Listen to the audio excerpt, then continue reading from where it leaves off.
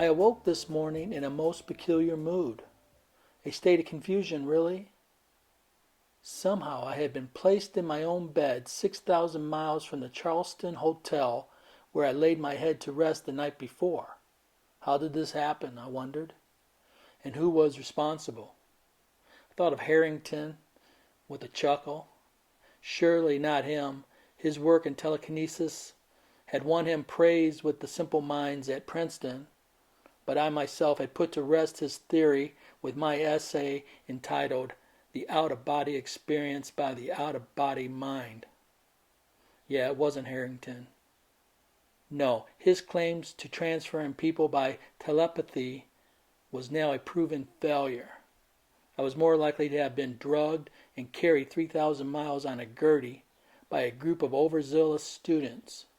Yes, the victim of some university prank. But then, this too was just a little bit too bizarre to believe. No, since I had been successfully floated through the air overnight, there was only one person who could have done that. Edmonton.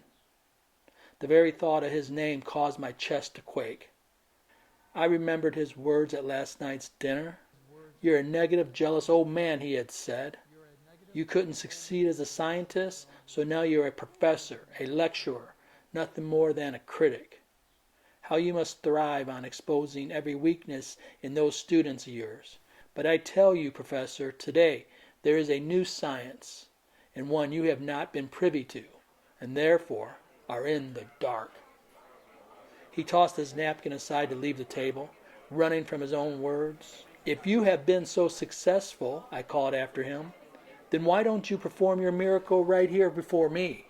Right here tonight, in this diner?" He stopped at the door. "I wouldn't give you the privilege of my recent successes. I will let you bury yourself in rhetoric first there, dear professor." He ran away, scared like the dog he was. But I find little solace in these thoughts, hearing my brass alarm clock tick beside my bed. 15 minutes, it would be time for my morning lecture. My lecture, I hastened. My speech. I must find my notes. My notes, which had been left open at the hotel the night before, had made the journey with me.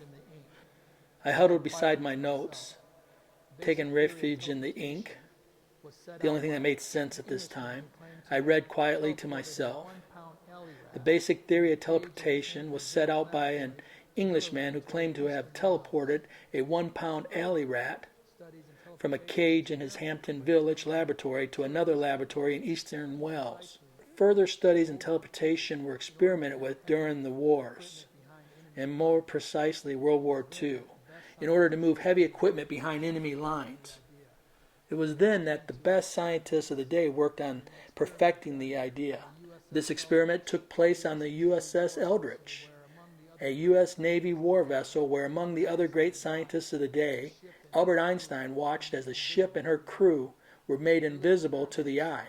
The early experiments used high levels of electricity to form a degaussing effect which seemed promising at first until the men materialized, lifeless. The experiment was canceled and all records destroyed.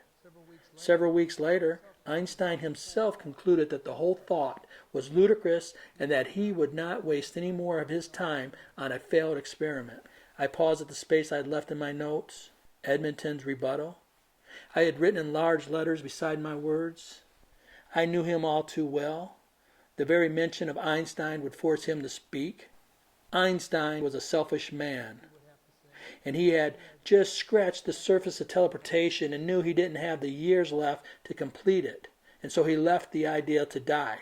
However, in his own writings he shed some light on the possibility with his blue light theory and the bending of time. Yes, string theory. I would listen intently as Edmonton spoke, watching as he stepped further and further into my cage, waiting for the appropriate time to snatch the very ground out from underneath his feet, the opportunity to deliver the coup de grace that would forever rid me of his stupidity. Ladies and gentlemen, may I introduce to you Dr. Edmonton. I'm sure you know of his work at Heidelberg, where I too worked as a scientist some years ago. Now it has been rumored that he has been successful where others have failed. So successful, in fact, that I'm sure he hasn't paid a toll charge or a taxi fee in years. He just materializes wherever he needs to be. Therefore, I would like to ask the kind doctor if he would allow us a glimpse at his success through a demonstration here on the stage. Because, as many of you are aware, there is a popular belief that the good doctor has locked himself up in his laboratory with a bottle of gin, and the only successful teleportation he has achieved is his fleeing sobriety. And the laughter would be riveting. The one thing I could count on after 20 years of lecturing, the ability to work a crowd.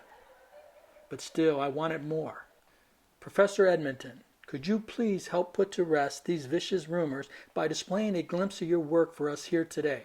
I have made special arrangements with the authorities whom have agreed to allow us the use of a rabbit. What do you say, ladies and gentlemen? Wouldn't you like to see Dr. Edmonton transfer a dying rabbit from this room here to, let's say, the hotel where I stayed last night? That is indeed what I would say to the crowd. And the truth would finally be recognized, as Dr. Edmonton would have to say, my research has been successful, except for a few minor problems. Aha, I would excite in saying, please correct me if I am wrong, but after 20 years of experimenting, nothing has changed. The specimens are still being delivered back to you in a state of disarray, which is causing their deaths upon arrival. And that it is still impossible to teleport one individual living from one place to another. He would be silenced. What could he say? His research would be destroyed, and I, after all these years, would finally have my revenge for his disrespectfulness, for his stupidity in continuing the research that I myself had mathematically deemed impossible. The lab experiments I too had secretly murdered behind the inspector's eyes. And each time it was always the same, as if they had walked out of their own reflection from a carnival mirror, a slightly reversed image of themselves, and then on retrieval, hardly recognizable as living things at all. It is as if they were boiling from the inside. First a spot of blood will appear in the eyes, and then a blister or a welch in the skin, until finally the specimen has been reduced to a little more than a mesh of blood and bones. By the second year, though, I had had enough and needed to quit, but I didn't.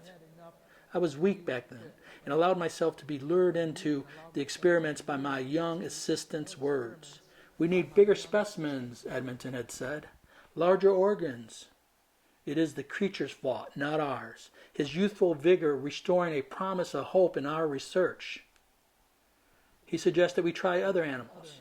An unsuspecting stray cat, delivered furless like a shaved ham. A dog, its back bent over like a snapped rod, moaning protrusively for the few remaining seconds of its life. And a monkey, disfigured beyond recognition, a lump of meat pouring over the side of a table. I had to stop it. It will never be successful, I told him. We will never be able to crack the code. The great minds before us couldn't do it, and neither can we. But he refused to listen. I tried to end the research by the third year, but it was too late. He wooed the very investors I had spent a lifetime developing, and within days he was the lead scientist, and I, destined to a life of teaching and lectures, never to be taken seriously again by the scientists of my day. Until now, finally, after 20 years of useless lectures, hard pillows and soggy mattresses, finally to be asked to speak in front of the very investors and bankers and scientists who shunned me years ago, finally allowed to redeem myself in front of their skeptical eyes. It will be all for the more sweet. I will prove once and for all that since my departure, the money has been wasted.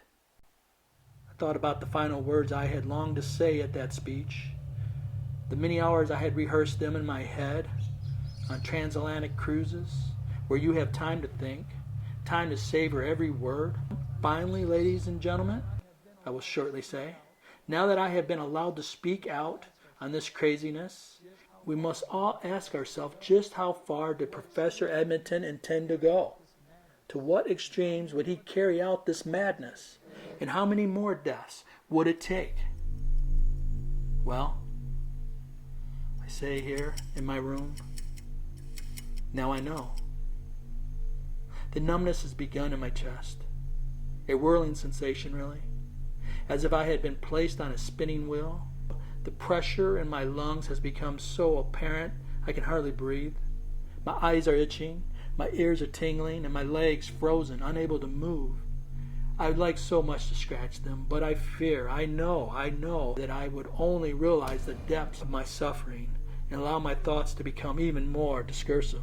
The tightness of my lungs has caused me to spit up blood again on these pages. I now know I should stop, pray, and beg for my life, but I won't. I must go on. I must continue to write, to warn you of this madness I am now a part of, this lab experiment of teleportation that will now deliver me shortly to my death. I can hear faint sounds of dishes, mumbling, whispers, voices, and playful laughter. But soon the laughter will stop as my body materializes. And where will he be, I wonder? Where will Professor Edmonton be when I materialize on stage, dead?